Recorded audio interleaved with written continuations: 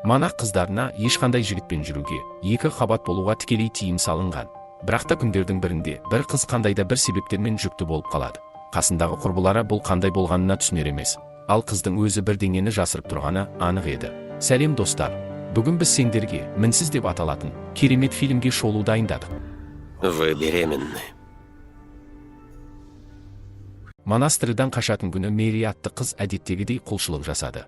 Сосын басқарушыдан кілтті ұрлап, қақпаға қарап қаша жөнеледі. Монахтар секілді киінген фигуралар, яғни адам тектестер жетіп алып, қыздың аяғын сындырып тастайды. Содан кейін ол қыз тірілей көміліп жатқан жерінен есін жияды. Көп өтпей Мэридің орнына жас америкалық Сесилия атты қыз келеді. Оның мұнда келуіне өз себептері бар еді. Қыз қайғылы монастырьге келіп жетеді. Келіп мұндағы ана басқарушымен танысады. Монастырь ішін көрсетуші Изабель атты әпке мұнда өмірінің соңғы күндерін сүріп жатқан монахтарды қарайтындарын есіне салады. Сондықтан егер жаңадан келген мұндайға дайын болмаса, кетуге әлі кеш еместігін есіне салып қояды. Изабель Сесилияны жаңа бөлмесіне әкеліп, 5-те түскі ас беретінін айтып шығып кетеді. Соңынан Сесилияға тағы бір жаңа монах, Гавен есімді қыз келеді. Мұнда біздің кейіпкер өзін Детройт маңындағы церковь жабылып қалған соң, осы жердегі Тедеский есімді әкей шақырған соң келгенін айтады. Ал жауап ретінде көршісі бұл жерге тек есінен алжасқандар мен қашқындар келетін есептейді. Өзі болса екеуіне де жататынын айтады. Кешке рәсімде қыз Тедеский әкейді кездестіреді. Ол итальяндық тілді білмейтін монахты кардиналға өткізуге уәде береді. Кейін барлық жаңадан келгендермен басқалары қуана түскі асын ішеді. Соңынан әкей біраз уақыт бойы биолог болып жұмыс жасап, осы жолға келгенін айтады. Ал Сесилия болса 7 жасында мұзды жарып суға батып кеткенін, және су астында 7 минут қалып қойғанда мені Құдай құтқарды деп осы жолды таңдағанын айтады. Және әжетханаға кетіп қалады. Жолда арғы бөлмеден шығып жатқан дауыстарды естиді. Ал бөлмеге кіріп келгенде бетіне қызыл мата жауып құлшылық жасап жатқан монахты көреді. Мұнда ол ана басқарушыны кездестіреді. Ана басқарушы монах Иерусалимнен келген көне жәдігерге құлшылық жасап жатқанын айтады. Бұл Христос шағылған шеге екен. Бұл ақпараттан қыз есінен танып қалады. Түнде жасаған ісін айтып жатқаны жайлы түс көреді. Алайда қызды тыңдап отырған кардинал көп ұзамай қараңғылық ішінде жоғалып кетеді. Ал қыздың өзін қызыл бетпердедегі монахтар ұстап алады да көне жәдігерді сұғып алады. Бұл жай ғана түседі.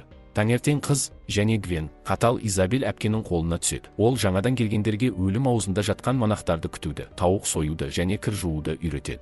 Ал бір күні түнде қызға кәрі монах келеді және шашып кесіп алып, құтты әулие екенін айтады. Осыдан кейін Сесилия әйелді қайта орнына жатқызғанда аяғында крест секілді жараны байқайды. Ал жуыну кезінде Гвен құрбысы, бұрынғы жігіті оны аямай ұрып, сосын оған шешінуді талап еткен екен. Осы оқиғадан кейін монахтардың үнемі баспаналары болатындықтан осында келгенін айтады. Кенет Сесилияның жүрегі айнып кетеді және анализ тапсырып аяғы ауыр екенін біледі. Бұлай болуы мүмкін емес еді. Ол қалайша болды деп басы қатып қалады. Бірақ өкіл әке мен кардиналға ешкіммен қосылмағанына ант етеді. Оның үстіне қыздың пәк екені де дәлелденеді.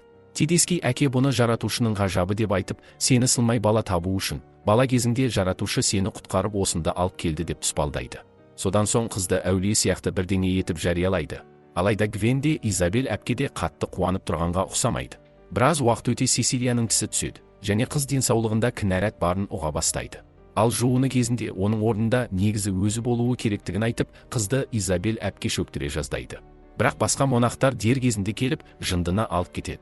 Узи баланың жағдайы жақсы екенін көрсетеді. Бұған қарамастан Сесилия денсаулығы нашарлап кеткенін айтып шағымданады және кәдімгі қалалық ауруханаға апаруын өтінеді. Бірақ Тедеский әкей оны тыңдамай, монастыр дәрігері Галла есімді дәрігер жақсы маман екенін алдыға тартады. Ал басқа клиникадағы артық сұрақтар оларға керек емес еді. Осыдан кейін Сесилия артына қызыл бетпердедегі монахтар түскенін байқайды. Ал Изабель күндердің бірінде байқаусызда немесе өз еркімен терезеден құлап қаза табады. Ал оқиғаларға қарап жүрген Гвен құрбысына өзінен өзі бала көтеруі мүмкін еместігін, сонымен қатар монастыр басшылары бірдеңе жасырып жатқанын айтады.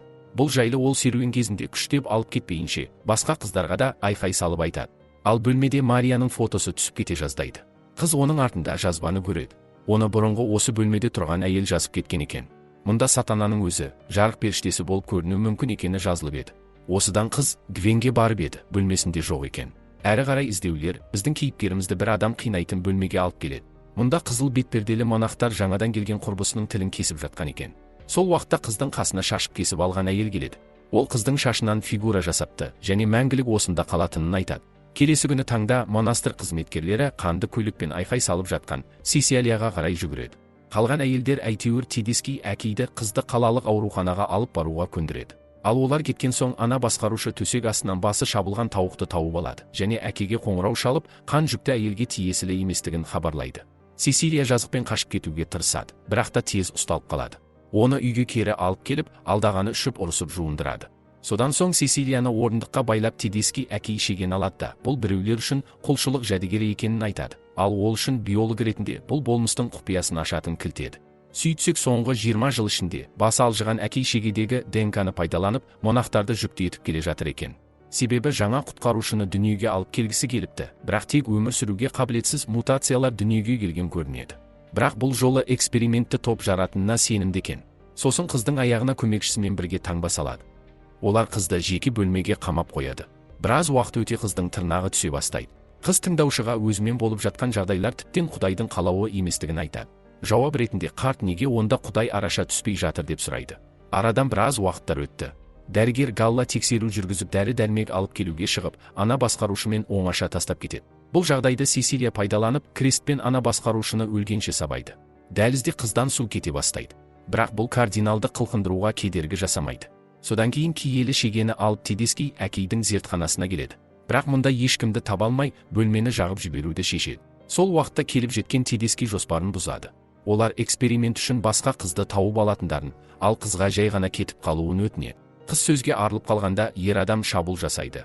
Қыз әрең дегенде оның қолынан сытылып шығып, ер адаммен қоса зертхананы жағып жібереді. Алайда ер адам әупірімдеп аман шығады. Сондықтан қыз әпкелерге түсуге тыйым салынған жертөлемен қашады. Аяғы ауыр қыз туннель ішімен қашып, ер адамдың көзіне түспеуге тырысады және құрбысы Гвеннің жансыз денесін табады. Ал ақыры дегенде шығатын тесік тапқанда, қызды күйген ер адам ұстап алады. Ол қызға құтқарушының анасы болу құрметінен бас тартқанын айтып, осы жерде баланы кесіп алмақ болады. Бірақ қыз киелі шегені алып Тедескидің мойнына соғып алады.